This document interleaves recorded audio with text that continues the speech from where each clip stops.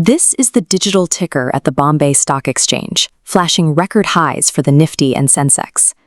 Over the last few years, the Indian stock market has grown into one of the most reliable wealth creation engines in the world. That growth has pulled in millions of new retail investors. When you see markets climbing week after week, the fear of missing out becomes a powerful reason to jump right in. But buying shares based on a trending YouTube video or a hot tip on social media is a fast track to losing your capital. Price momentum alone tells you nothing about the actual strength of a business. Before you expose a single rupee to the market, you need a cash safety net. That means building an emergency fund that covers at least 6 months of your basic living expenses. If you skip this step, a sudden medical bill or job loss will force you to sell your investments to cover your expenses.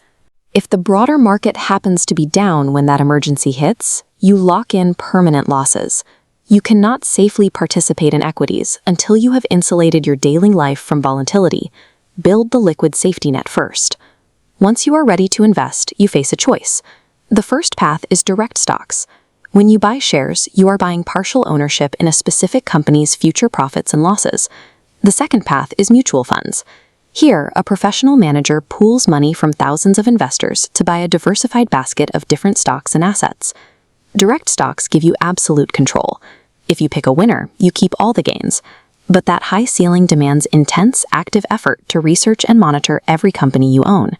Mutual funds offer immediate diversification and professional management. The trade-off is that you surrender control of the portfolio and give up the chance for massive single-stock wealth spikes.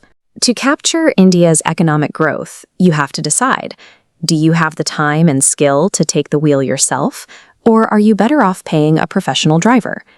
Succeeding with direct stocks requires hours of processing dense financial data. You have to analyze balance sheets, track debt, and read earnings reports. There is also a heavy emotional tax.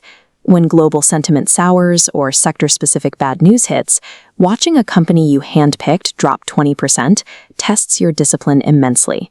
This exposes you to concentration risk.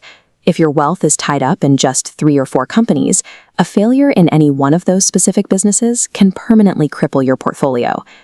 To avoid high prices, many beginners look for cheap stocks with low share prices. However, without deep research, you can't tell if a low price reflects a true bargain or a company with failing revenue and unmanageable debt.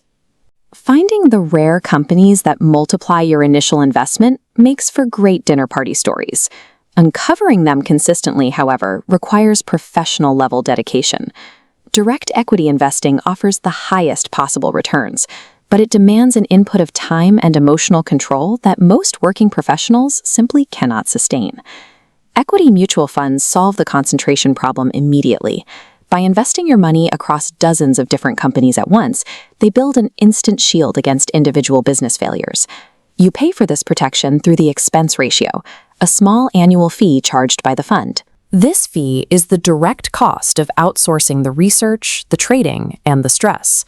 You can choose active funds, where a manager actively tries to beat the market return, or index funds, which simply copy a benchmark like the Nifty 50 or Sensex for a much lower fee. There is also a specific category called ELSS, or Equity-Linked Savings Scheme. These funds provide direct tax-saving benefits under Section 80C of the Income Tax Act. The catch of ELSS is liquidity. Your capital is strictly locked in for 3 years. You cannot access that money early, forcing a long-term mindset on your investment. To find the right fund, check the mandatory SEBI riskometer on the scheme's document. This gauge tells you exactly how volatile the fund is, ensuring you don't take on very high risk if you have a low tolerance for swings. Mutual funds are the optimal tool if you are willing to accept market average returns in exchange for minimizing your daily anxiety and buying back your free time. The common mistake beginners make with mutual funds is leaving their money in a savings account, waiting to guess the absolute bottom of a market correction before investing. You bypass this problem entirely with a systematic investment plan, or SIP. This automates your investments, moving a fixed amount from your bank to your fund every month, removing the emotional urge to time the market.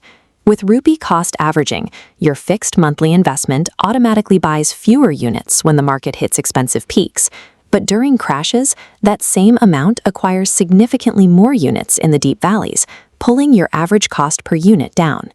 As your salary grows, you can use a step-up SIP. By increasing your monthly contribution by just 10% every year, you dramatically accelerate the compound growth of your wealth over decades. The only way to ruin this math is to panic and pause your SIP during a bear market. Stopping your contributions when prices are low destroys the entire advantage of averaging your costs. SIPs succeed by turning discipline into a default setting. This automation acts as a structural guardrail, protecting emotional investors from their own panic. When you sit down to build your portfolio, avoid the trap of sorting funds by last year's highest return. A sector that surged last year might be priced at peak hype today. Base your strategy on your schedule. Do you have 5 hours a week for financial research? If no, stick to a core portfolio, an index, flexicap, and debt fund for stress-free exposure. If yes, use a core and satellite approach.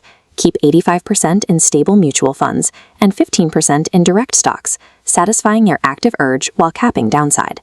Matching your investment strategy to your actual lifestyle, rather than a fantasy version of your free time, is how you survive market cycles.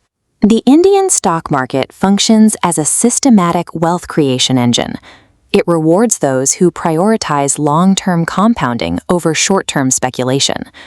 As your financial goals draw near, your strategy must adapt.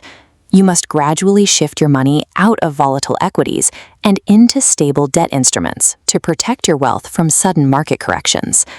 Lasting wealth comes from combining automated discipline with the mathematical reality of compounding.